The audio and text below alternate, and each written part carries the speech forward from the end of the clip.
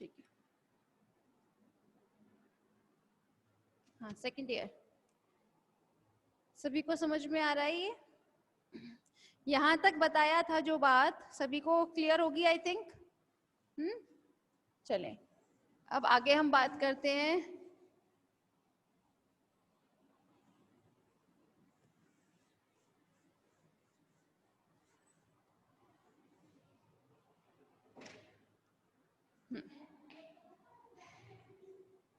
ठीक है, अब हम बात करने वाले हैं आपके कहाँ गया था, राइबोसोम्स के बारे में।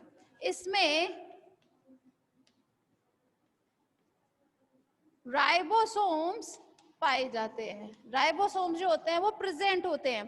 थोड़ी देर पहले आप लोगों को बताया था कि इसमें न्यूक्लियस के ऊपर कोई झिल्ली नहीं पाई जाती है, केंद्रिका नहीं पाई जाती है, ठीक है।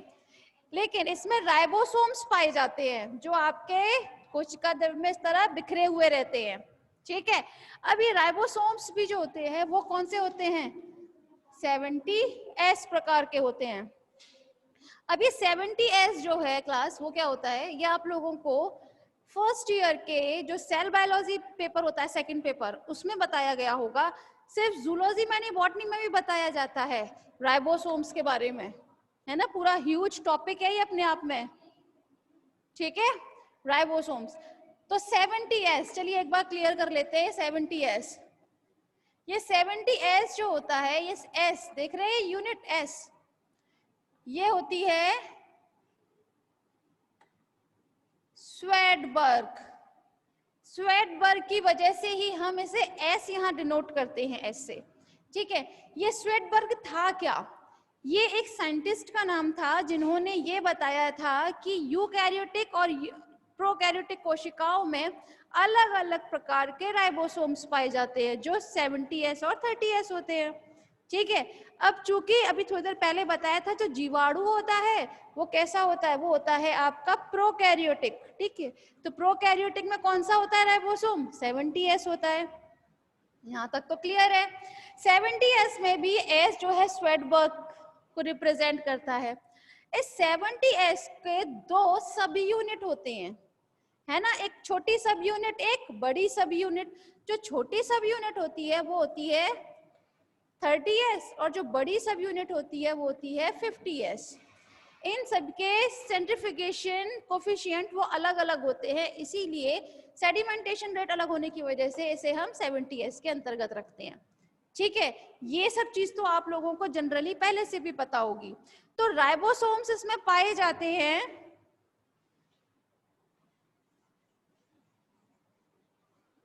लेकिन इसमें और अदर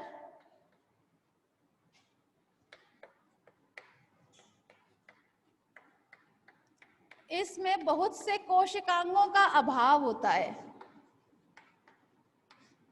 ठीक है। इसमें कुछ कोशिकांगों का अभाव होता है, जैसे क्या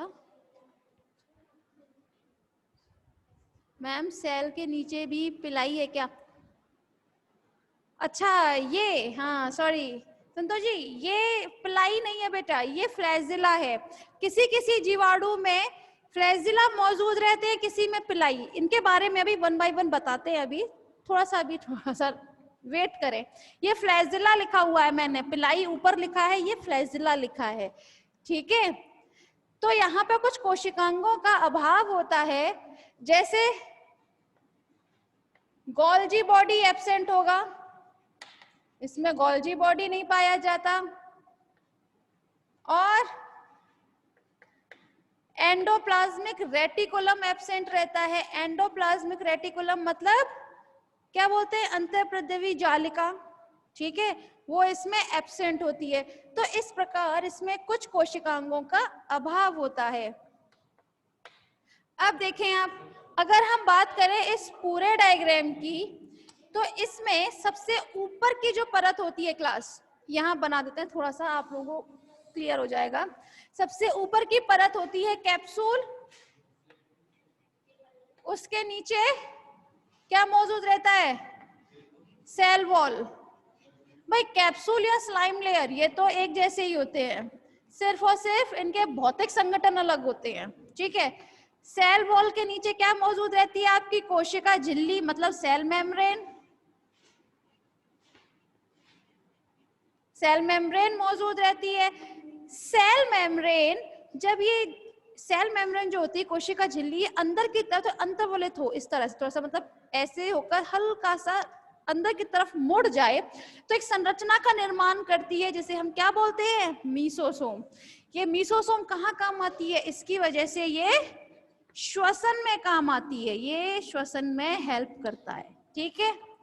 ये आप लोगों का बहुत नॉर्मल डायग्राम को रिप्रेजेंट करता है। इसके अंदर अब आप चाहे तो न्यूक्लियोइड, राइबोसोम्स और मीसोसोम कुछ भी लिख सकते हैं। देखिए क्लास, एक बात और, कुछ मीसोसोम तो ये कोशिका झिल्ली जो होती है ना, कोशिका झिल्ली ही तो अंदर की तरफ से अनवलित हुई थी, ये मतलब अंदर की तरफ फोल्ड हुई थी, तब उसने मीसोसोम का निर्माण किया था। तो कुछ तो कोशिका झिल्ली के साथ जुड़े रहते हैं मीसोसोम, वहीं कुछ मीसोसोम इस तरह से कोशिका के अंदर भी मौजूद रहते हैं, ठीक है। कंफ्यूज मत हो जाइएगा, किसी किसी बुक में आप लोगों को अलग अलग भी मिल सकते हैं, यहां ना देकर बीच में दे देंगे तो आप कंफ्यूज मत हो जाइएगा। कुछ तो आपकी कोशिका झिल्ली से जुड़े होते हैं और कुछ कोशिका के अंदर मौजूद रहते हैं, ठीक है। चलें, अब एक बात और जरा ध्यान दीजिएगा, यहां मैंने लिखा है पिलाई एंड फ्लैजिला, ठीक है। तो इनमें पिलाई व फ्लैजिला प्रेजेंट रहते हैं, ठीक है। पिलाई, यहां ये जो पिलाई है, पिलाई या कहीं कहीं आप इसको पिली के रूप से देखेंगे, ये पिलाई जो होता है ये काम आता है आपके रिप्रोडक्शन के टाइम। रिप्रोडक्शन के टाइम में ये काम आता है, जब दो सेल आपस में जुड़कर, आप लोग जब पढ़ाया जाएगा रिप्रोडक्शन तब आप देखेंगे कि इस टाइप से दो सेल, ये ठीक है, कॉन्जुगेशन का जब फॉर्मेशन करेंगे, जब कॉन्जुगेशन की प्रोसेस होगी यहाँ पर, तो ये दोनों सेल जुड़ेंगी ना जब, तो वहां पर पिलाई हेल्प करती है एक दूसरे को जोड़ने में, ठीक है। वहां फ्लैजिला काम नहीं आता है, तो ये तो बहुत बाद की बात है, पहले आप जनरली स्ट्रक्चर ही देखें वही बहुत है। तो पिलाई समझ में आया, पिलाई कहाँ काम आती है आपके रिप्रोडक्शन में। फ्लैजिला तो आप लोग जनरली जानते हैं, फ्लैजिला आपने साइटोलॉजी में भी पढ़ा होगा, है ना, 9+2 के अरेंजमेंट में रहता है, मगर जीवाणु में 9+2 का अरेंजमेंट नहीं होता। उसके बारे में क्लास एक तो हम इन सब के बारे में नंबर बाय नंबर स्टडी करने वाले हैं, तो इतना जल्दी कोई भागने की जरूरत नहीं है, सब बताया जाएगा वन बाय वन, ठीक है। ये जनरली आपके डायग्राम से रिलेटेड थी सारी बातें, जो भी कुछ बताया अभी तक, है ना। तो डायग्राम समझ में आया, इसके मुख्य लक्षण समझ में आए जीवाणु के, मैडम सब कुछ क्लियर है? Yes, good. चलें,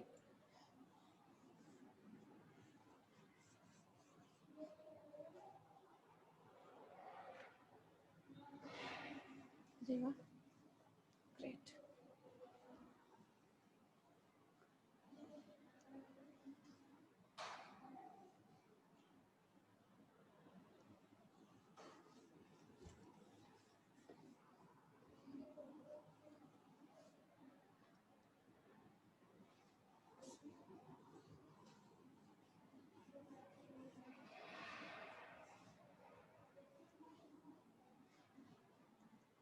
ठीक है,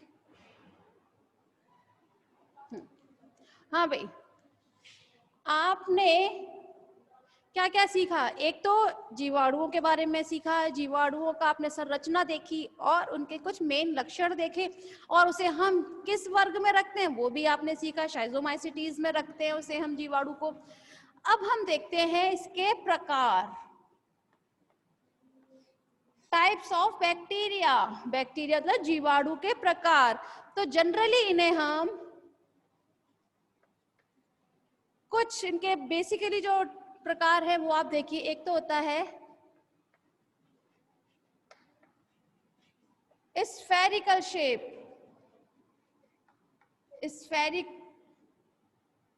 स्फेरिकल शेप मतलब होता है गोलाकार।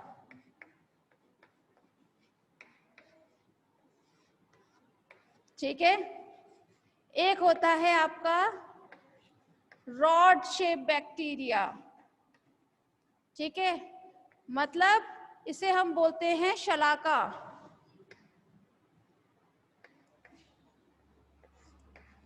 शलाका रूपी जीवाणु। एक होता है स्पाइरल शेप्ड। स्पाइरल को हम हिंदी में किस नाम से जानते हैं?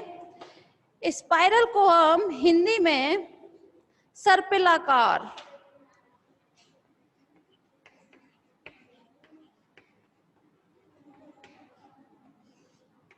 सर्पिलाकार के नाम से जानते हैं। ठीक है, तो बेसिकली ये तीन और एक और होता है, वो होता है विब्रियो। इसे हम हिंदी में भी विब्रियो ही लिखते हैं। ठीक है, तो ये इसके मेन प्रकार होते हैं। अब किस टाइप के होते हैं ये जरा जान लीजिए आप। पहला है गोलाकार, मतलब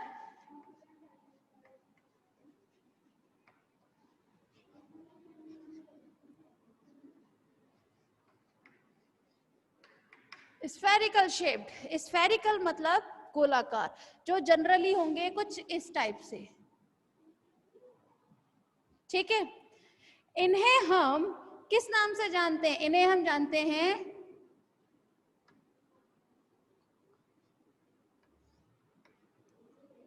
कोकई के नाम से। ठीक है, लेकिन ये जो कोकई जो है ये होता है बहुवचन। बहुवचन मतलब जब एक से ज्यादा आप इस टाइप की संरचना देखेंगे तो वहां पर होते हैं कोकई। ठीक है, लेकिन वहीं अगर हम इनके सिंगुलर शब्द की बात करें, मतलब ये जब एक एक हैं, तो उन्हें हम बोलते हैं कोकस। ठीक है, कोकई और कोकस, इन दोनों में डिफरेंस समझ में आया? कोकई जो होते हैं वो आपके प्लूरल फॉर्म्स होते हैं, और जो आपके सिंगुलर फॉर्म होते हैं एक वचन, उन्हें हम कोकस के नाम से जानते हैं। अब इसी के कुछ पार्ट्स पढ़ते हैं हम। जैसे कुछ होते हैं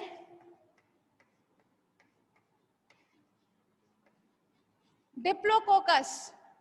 ठीक है, इसे हिंदी में भी डिप्लोकोकस ही लिखते हैं क्लास। आप सिर्फ और सिर्फ इंग्लिश इतनी तो भाई आप लोग जानते ही होंगे, डिप्लोकोकस। ठीक है, अगर हम बात करें डिप्लोकोकस, तो इसमें कुछ दो कोकस आपस में जुड़कर कुछ इस टाइप की संरचना का निर्माण करते हैं, जिन्हें हम क्या कहते हैं? डिप्लोकोकस। ठीक है, इसका जो एग्जाम्पल है वो होता है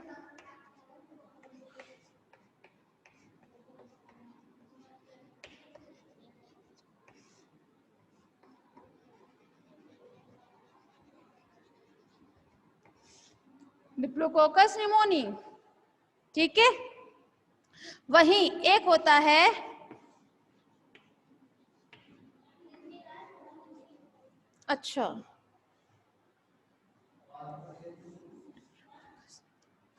इसका एग्जाम्पल जो होता है क्लास वो होता है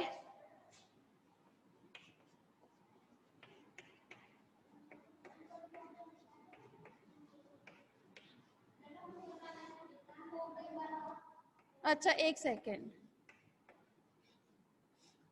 हाँ, आप लोगों को ये दिख नहीं रहा होगा यहाँ पर, ये स्फेरिकल शेप्ड है ना सेकेंड ईयर।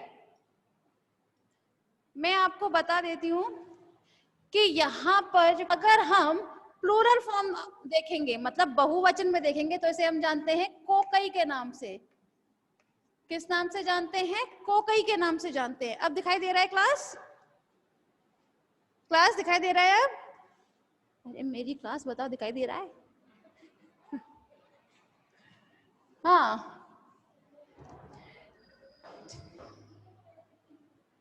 ठीक है।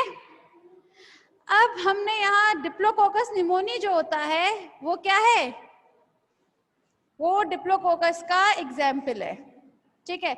इसी प्रकार टेट्राकोकस होता है। टेट्राकोकस मीन जब आपके टेट्रा मीन होता है, मतलब टेट्रा का मतलब होता है 4, ठीक। तो ये 4 कोकस आपस में जुड़कर जो इस संरचना का निर्माण करते हैं, ये इस टाइप से कुछ संरचना बनेगी, ठीक है। तो उसे हम क्या बोलते हैं, टेट्राकोकस या टेट्राकोकाई। टेट्रा मीन तो 4 होते हैं, कोकस मीन कोकस। यहाँ पे जब 4 कोकस मिलकर इस टाइप का संरचना का निर्माण करते हैं तो किस में आता है, टेट्राकोकस में।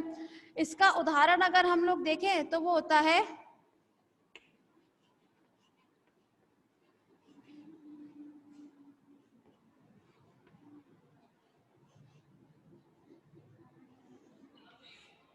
गफ्किया टेट्राजीना, ठीक है। ये दोनों तो क्लियर होंगे क्लास।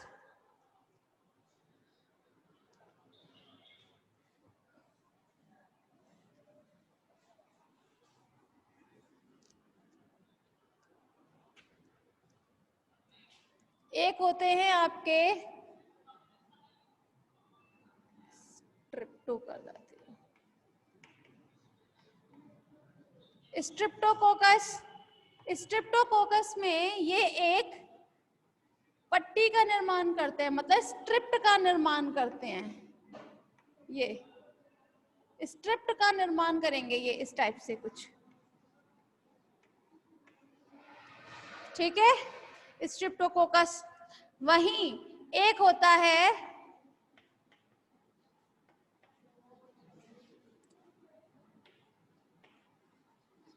स्टेफाइलोकोकस,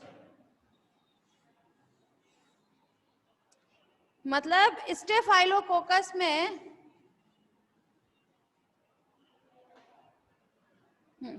स्टेफाइलोकोकस में क्या होता है क्लास, इसमें कोई एक संरचना नहीं होती है,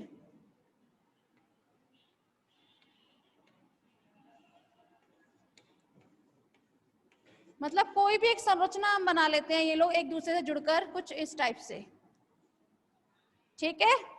तो उन्हें हम क्या बोलते हैं, स्टेफाइलोकोकस। स्ट्रिप्टोकोकस स्टेफाइलोकोकस को आपको इसीलिए एक साथ बताया गया था क्योंकि स्ट्रिप्टोकोकस में ये स्ट्रिप्ट का फॉर्मेशन करते हैं, मतलब स्ट्रिप्ट बनाते हैं, पट्टी का निर्माण करते हैं।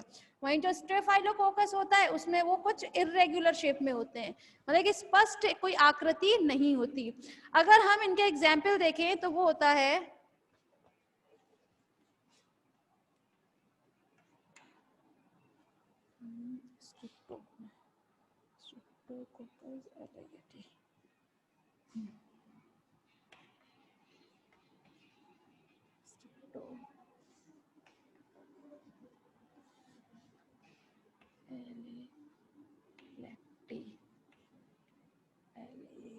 होगा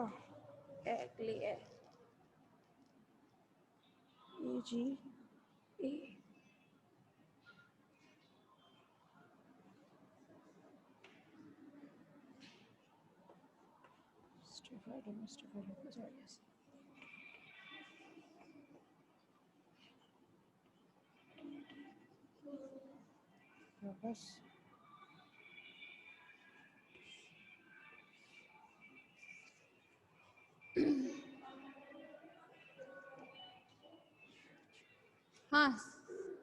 तो सेकेंड ईयर यहाँ स्ट्रिप्टोकोकस का जो उदाहरण होता है वो होता है स्ट्रिप्टोकोकस एग्लेक्टी। वही जो स्टेफाइलोकोकस अब, ठीक है। हाँ, ये समझ में आया वैसे यहाँ तक, ये सब चीज तो क्लियर होगी ना सेकेंड ईयर। नेक्स्ट होता है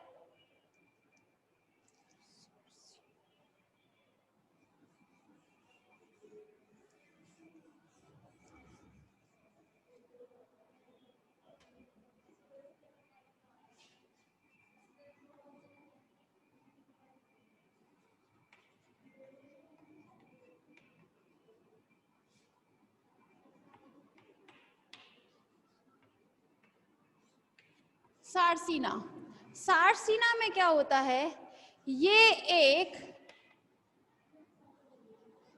क्यूबॉइड क्यूबॉइड समझते हैं आप लोग? एक तो होता है क्यूब जो चारों तरफ से एक जैसा होता है, ये होता है क्यूब। एक होता है क्यूबॉइड। क्यूबॉइड मतलब जो कुछ इस टाइप से होगा, लेकिन होगा वो थोड़ा सा लंबा, लेकिन सब तरफ से एक जैसा। ठीक है, क्यूब और क्यूबॉइड में डिफरेंस समझ में आता है? हाँ, तो ये क्यूबॉइड शेप में होता है। कुछ आप कुछ बोल रहे थे? ये कैसा होता है? ये आपस में कुछ इस टाइप से जुड़ते हैं कोकस कि एक क्यूबॉइड का निर्माण करते हैं इस टाइप से। ठीक है, इसी को हम क्या कहते हैं? सारसीना जीवाणु। इसका जो उदाहरण होता है वो होता है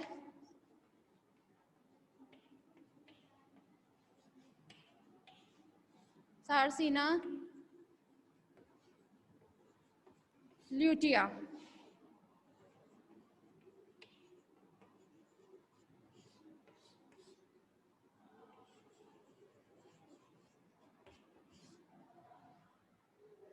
ठीक है, अब सब कुछ क्लियर है सभी को? ठीक है सेकेंड ईयर। अच्छा, यहाँ एक चीज और आपको बता देते हैं। जनरली अगर आप लोगों ने नोटिस किया हो तो ये मैं अंडरलाइन करती हूँ सभी चीजों के उस पे एग्जाम्पल पे। क्यों? आप लोग भाई अब तक प्रैक्टिकल फाइल्स बनाते हुए आए होंगे, तो प्रैक्टिकल फाइल्स में क्या करते थे भाई? जीनस और स्पीशीज के नीचे अंडरलाइन करते थे। अगर नहीं करते थे तो उसे हम कुछ इटैलिक्स में लिखते थे, मतलब हल्का सा टेढ़ा लिखते थे उसे हम। जानते हैं सब चीज, इसीलिए इसके नीचे अंडरलाइन करना मस्ट होता है, बहुत ज्यादा जरूरी होता है। ठीक है, तो यहाँ पर ये स्फेरिकल शेप्ड बैक्टीरिया फिनिश होता है। ठीक है, सिमिलरली अब आपका जो टाइप आएगा, जो प्रकार आएगा, वो होगा रॉड लाइक। रॉड लाइक मतलब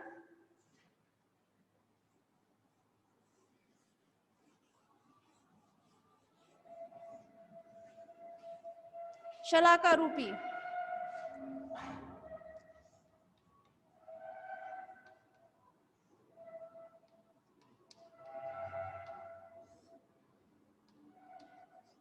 शलाका रूपी, शलाका रूपी मतलब रॉड लाइक स्ट्रक्चर होता है इनका।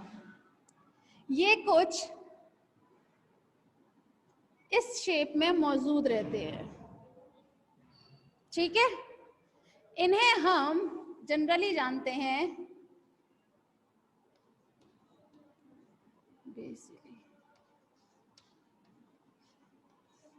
बेसिली के नाम से।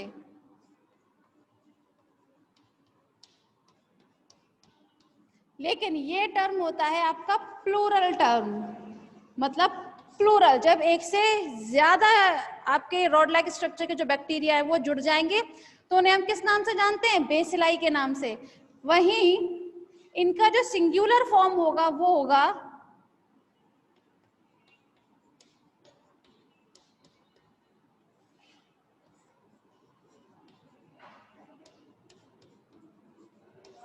बेसिलस। बेसिलस कैसा है आपका? सिंगुलर, एक वचन टर्म है। ठीक है, अब जरा हम बात करें, जिस प्रकार हमने अभी स्फेरिकल शेप देखे थे, अब वैसे ही हम क्या देखेंगे? रॉड लाइक स्ट्रक्चर का मतलब रॉड शेप।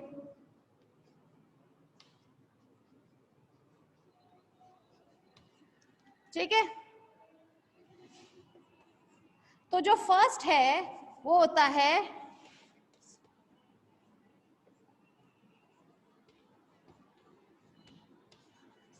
डिप्लोबेसिलस। डिप्लोबेसिलस मतलब नाम से ही पता चल रहा है, डाई मीन क्या होता है? दो। इसमें तो ये शलाका रूपी जो है आपके रॉड लाइक स्ट्रक्चर जो है वो सिर्फ आपस में इस टाइप से जुड़े होंगे, दो दो के उसमें।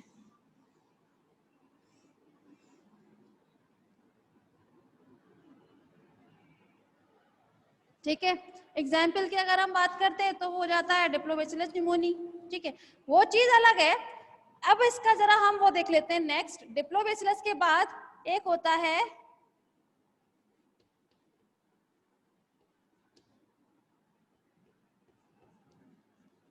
स्ट्रिप्टोबेसिलस। नाम से पता चल रहा है किस क्या भाई क्या बनाएगी, स्ट्रिप्ड बनाएगी। स्ट्रिप्ड मीन कुछ इस टाइप से एक दूसरे के साथ ये जुड़े होते हैं, एक पट्टी का निर्माण करते हैं ये कुछ इस वे में, ठीक है। लैक्टोबैसिलस ये सब चीज क्या होती है, ये इन्हीं के एग्जाम्पल हैं, ठीक है। तो यहाँ पर आपका ये भी एक फिनिश होता है, बच गया।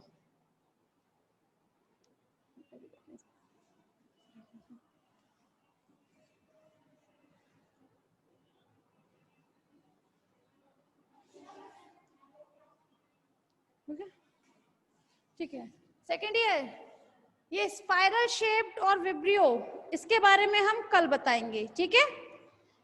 यहाँ दोनों ये जो आपके दो टाइप्स बताए हैं इसमें तो कोई परेशानी होगी नहीं किसी को भी, सब चीज क्लियर है ना, कोई परेशानी नहीं है तो ठीक है। आज की मीटिंग फिर इतना ही रखते हैं।